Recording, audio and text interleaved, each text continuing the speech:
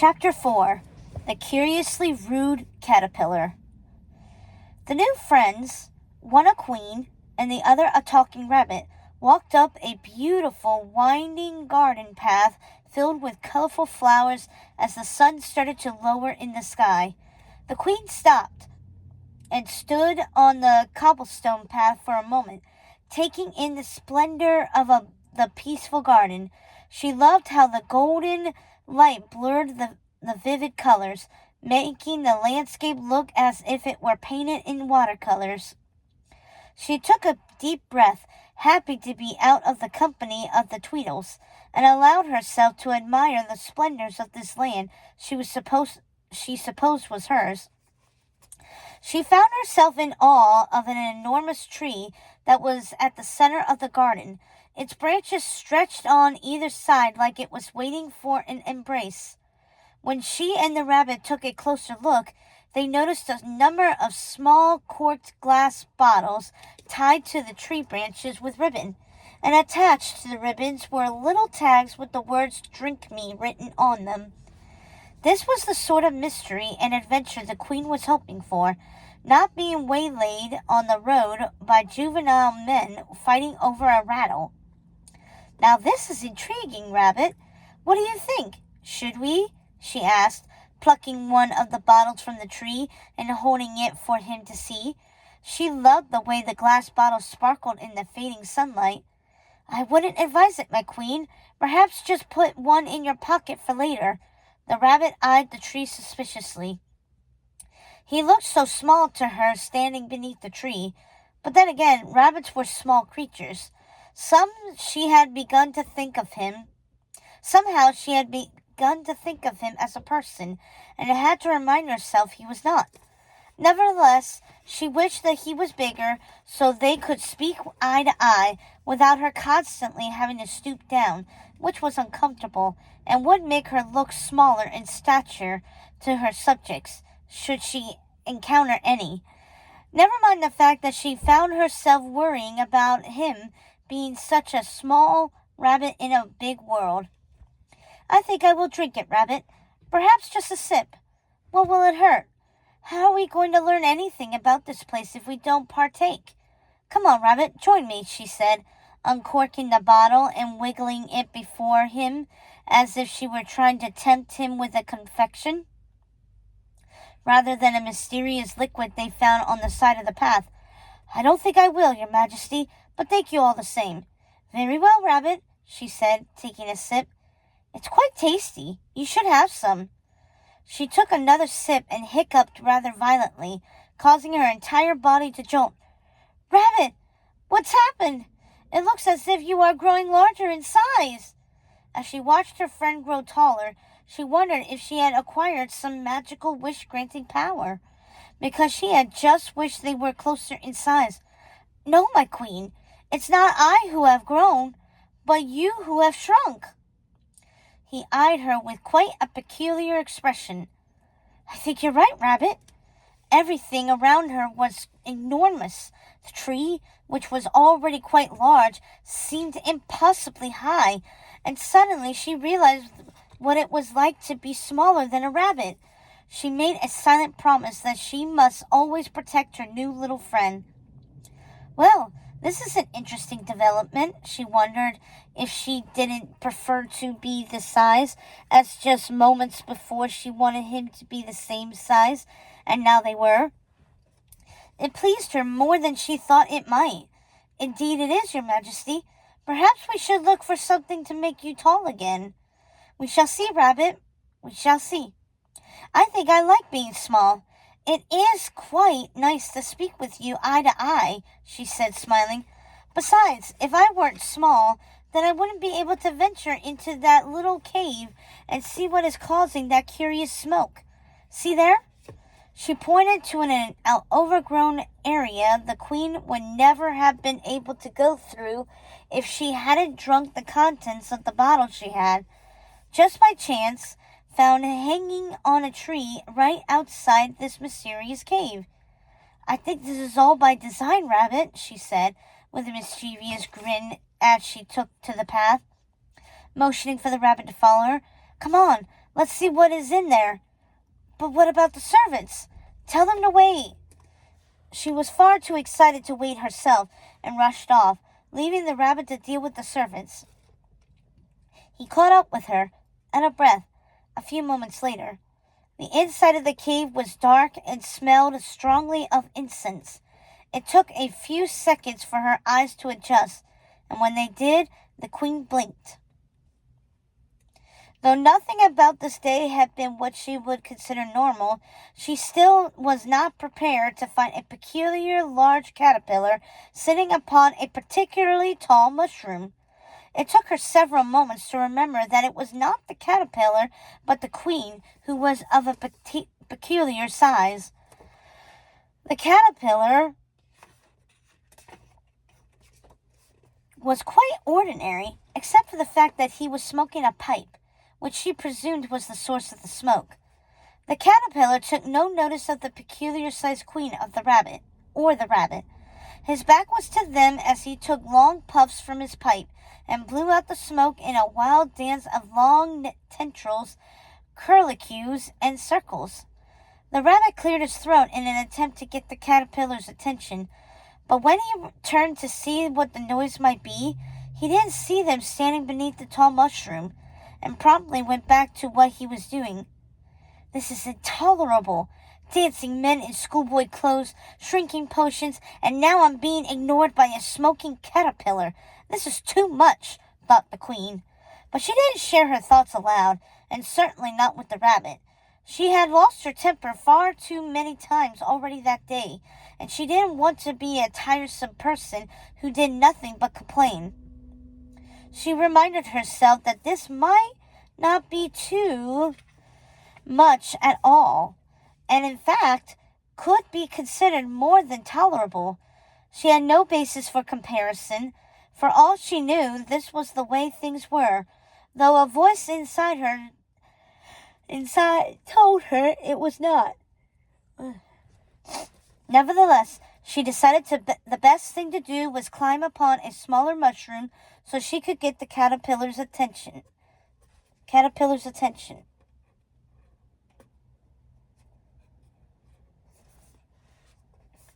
Perhaps she wasn't giving him a chance. For all she knew, he was perfectly polite and would speak to her once he saw her, and then she would feel foolish for assuming he was being rude to her intentionally.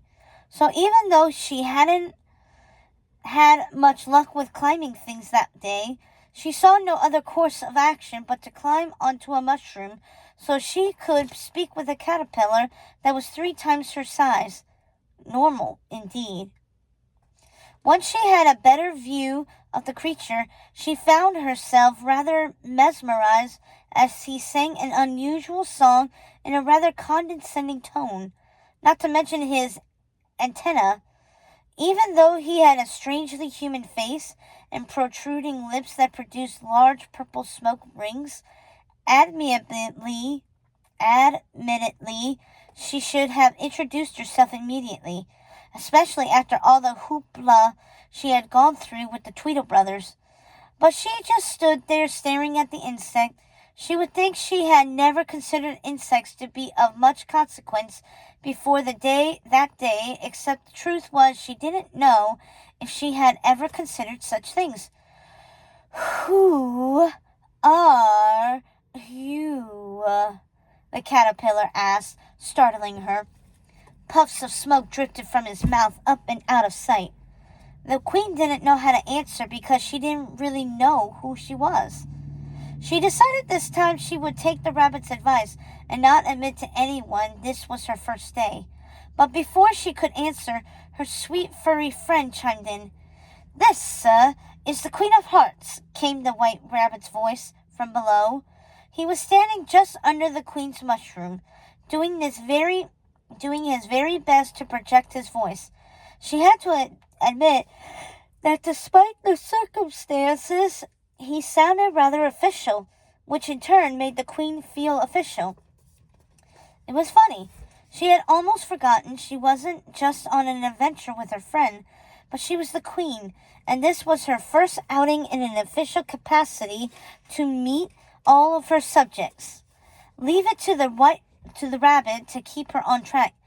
Is that right? The supercilious caterpillar narrowed his eyes, as if inspecting her. It was rather laughable, really, the idea of a queen being sized up by a caterpillar. She could tell immediately he knew nothing of manners and seemed to think very highly of himself. He wasn't really in the position to size anyone up, no matter what his own size might be. It is. Now, won't you introduce yourself to me? The queen was doing her best to be patient, though she was quickly learning that was not one of her virtues, at least not in this world. Why? He asked in the same pompous tone, and she wondered why she was wasting her time talking to a caterpillar in the first place, and then she just started to laugh. She couldn't help it, as the lunacy of the situation suddenly hit her. Never mind she was talking to a caterpillar, but she was talking to a disagreeable caterpillar at that, and she wondered something for the first time since she had woken up that morning. Could this perhaps be all a dream? What if this was just an outlandish, peculiar, and vexing dream, and at any moment she was going to wake up and realize none of it was real? But how could she possibly know if this was a dream or not? It wasn't as if she knew what was usual or unusual. Perhaps it was completely ordinary to wake up and not remember who you were and try to get answers from an imperious caterpillar, the thought of which made her laugh again, even louder, because it seemed to the queen the caterpillar acted more like royalty than she did. But then again, how would she know what royalty acted like? Oh dear, why does everything have to be so confusing in this place? The queen didn't mean to say that out loud, but it wasn't as if she could take it back now. Perhaps this high-handed creature had an answer. It doesn't have to be, said the caterpillar snobbishly. Well, it has been for me, she said, wondering why she was sharing this with someone who seemed to care very little for anyone but himself. But perhaps she wasn't giving this smug caterpillar a chance. Maybe if she talked to him long enough, he would have some wisdom to share. Or maybe, as her instincts were telling her, she would end up wanting to wring his neck. Why? Was there anything this damnable caterpillar said besides why? She was about to lose her temper. Why is it so confusing? Well, to start with, I can't remember things as I used to, or at least I don't think I can. Then I ask again, who are you? She wanted to scream, I don't know, because really, she didn't. She was angry with herself that she had gone against the rabbit's advice when she had resigned herself to take it. The caterpillar must have known she didn't know who she was, elsewise he wouldn't keep asking, but she didn't know how to respond. As she stood there in bewilderment in a cloud of pink smoke, she decided the best thing to do was offer the creature the cake she had brought him and then take her leave of him. Rabbit, we seem to have forgotten the caterpillar's cake. Will you go fetch it for me, please? And then I think we should set off on our way. What would I want with a cake? Asked the caterpillar arrogantly, pushing her to the edge of explosive anger. Or at least it seemed so to the queen. Well, I don't know. Perhaps eat it? She said it with sarcasm, even as she wondered the same thing herself. It doesn't seem like you know much of anything, said the rude instinct. Then I shall take my leave, caterpillar. Good day. And with that she jumped down from the mushroom and stomped her way out of the caterpillar's lair. She was outside before she remembered she had left the rabbit behind. And besides that, he hadn't yet gone to fetch the cake. She paused, wondering what to do next. You there! Come back! I have something important to say. The caterpillar's voice wafted out of the cave in a puff of smoke. She sighed. She had intended to look back, but for the first time the caterpillar's voice sounded earnest. She turned on her heel and ducked back inside. "Well?" she asked impatiently. "What is it?" "Keep your temper." "Keep my what?" "Your temper. And if you're going to be queen, might I suggest you grow a bit taller?" "Taller? Taller than what?" "Taller than you are. You're rather small for a queen, aren't you?" "Am I? I thought you were rather large for a caterpillar." She thought for a moment. "I am rather small from drinking that potion, aren't I? How could I have forgotten?" "That was by design." "I thought it might be. But how am I to tell who is meant to be small and who is not, with all these potions just hanging about for the drinking? For all I know, you are a giant caterpillar and I am the correct size."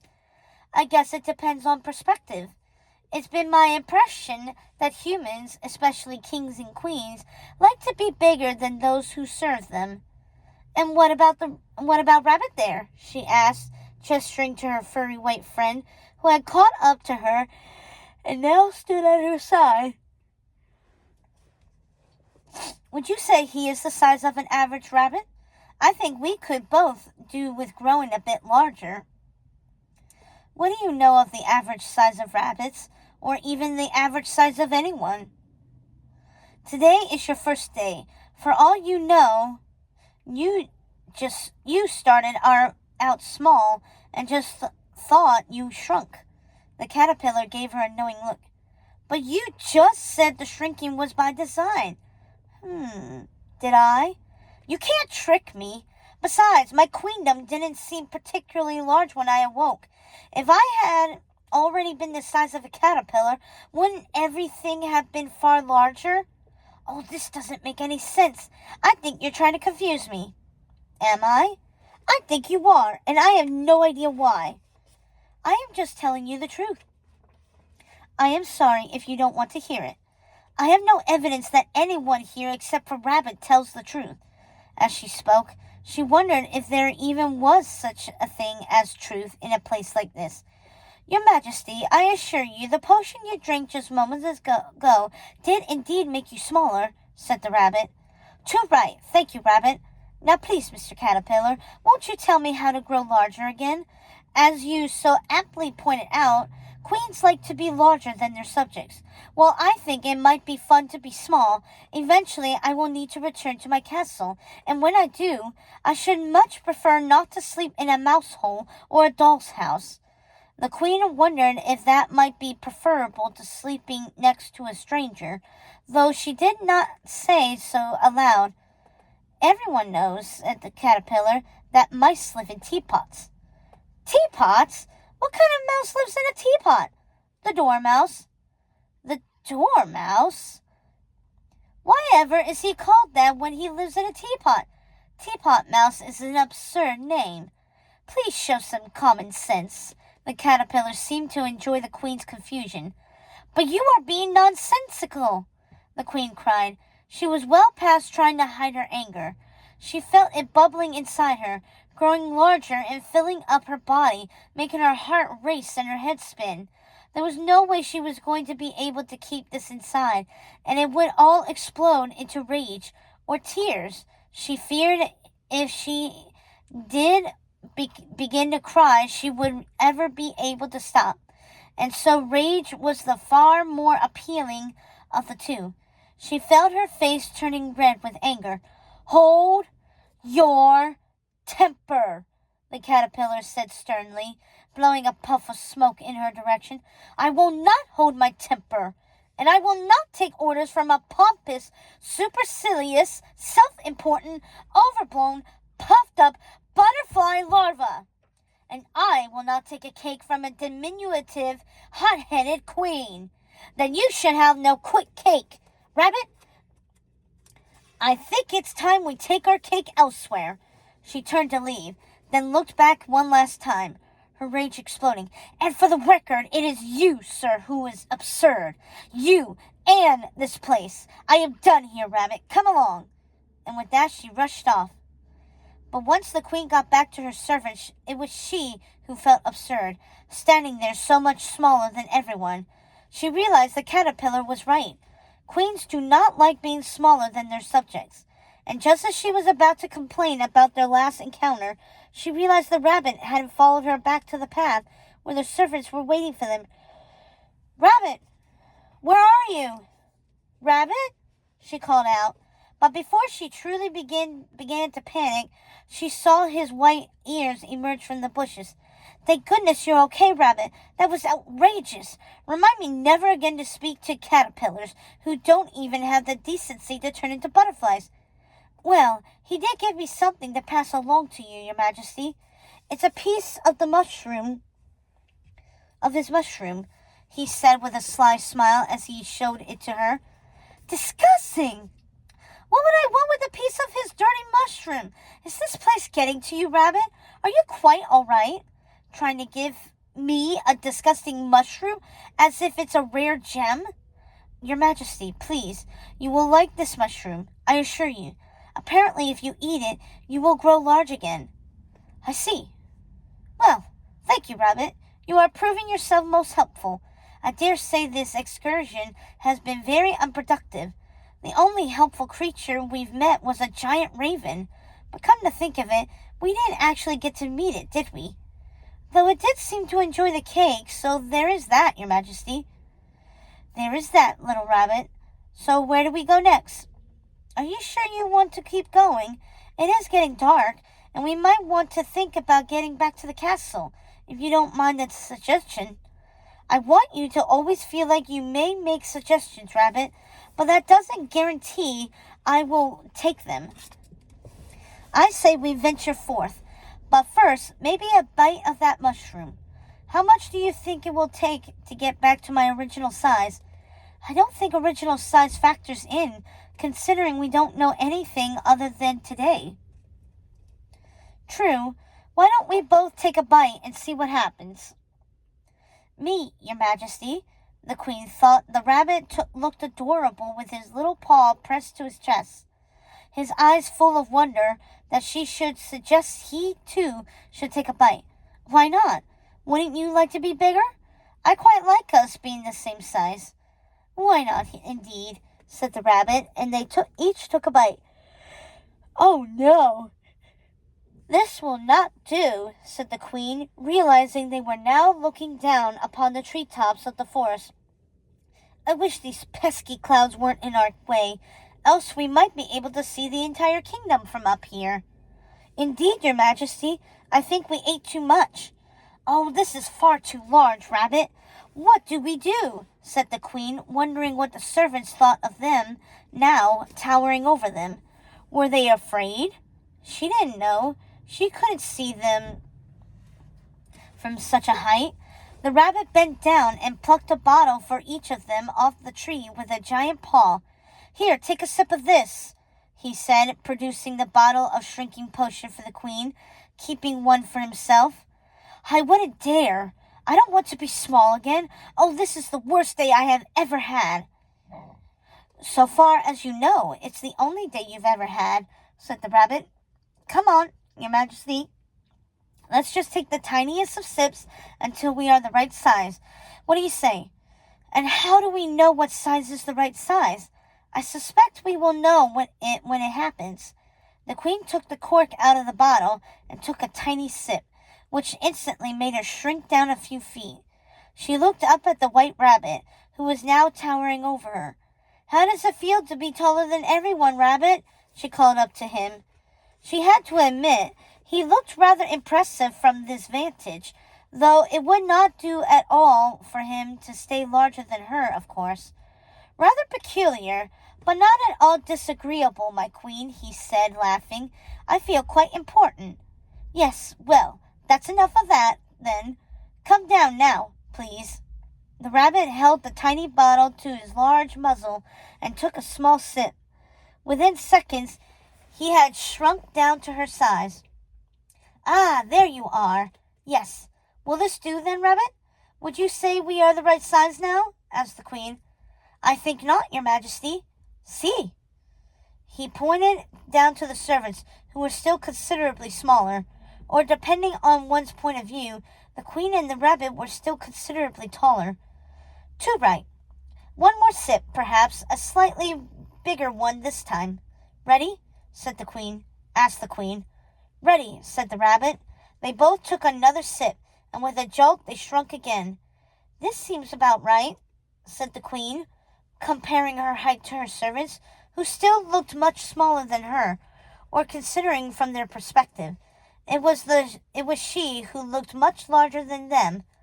Does it seem right, my queen? You and I are the same size? As I already said, I quite like us being the same size, Rabbit. And besides, your pocket watch is now proportionate, though we will have to get you another bumper shoot. And while it's true I am a bit larger than I was, I think I quite like the idea of being much taller than the king, she said. Do you think he will mind? Asked the rabbit. I have no idea what he will or won't mind, Rabbit. I don't know him. At least, I don't think I do.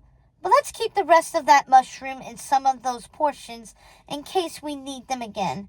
And let's keep it between us, she said, smiling at the rabbit. Well, between us and the servants, the rabbit replied.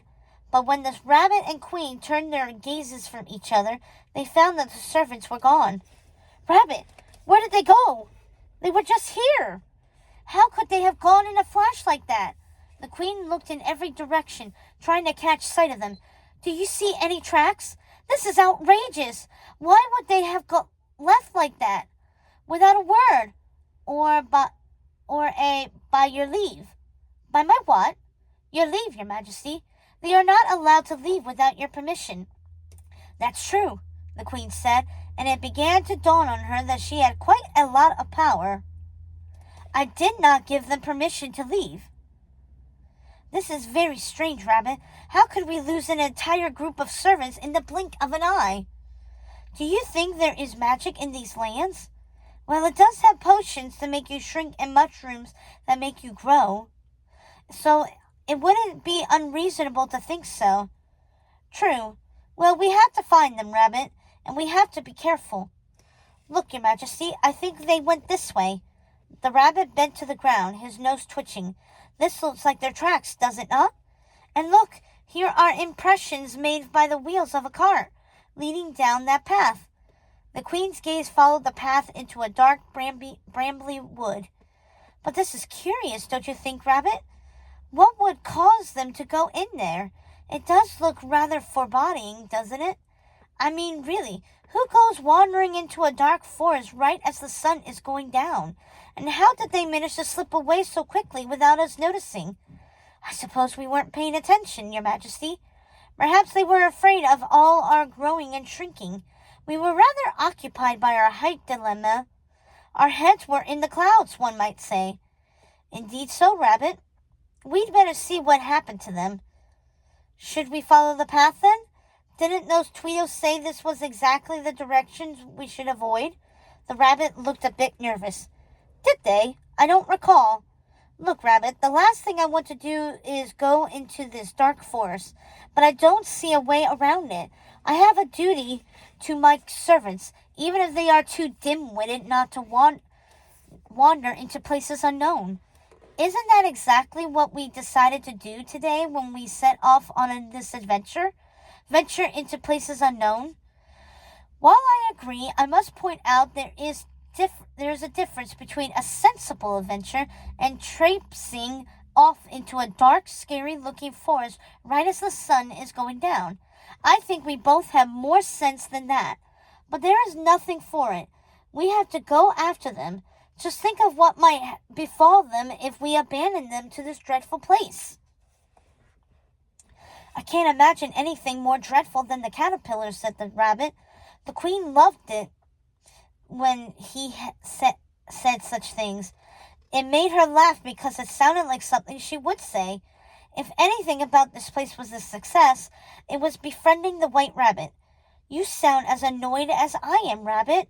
I'll tell you, I am not at all impressed with this place so far, not in the least, except for the shrinking and growing. Yes, that was fun, she said, laughing.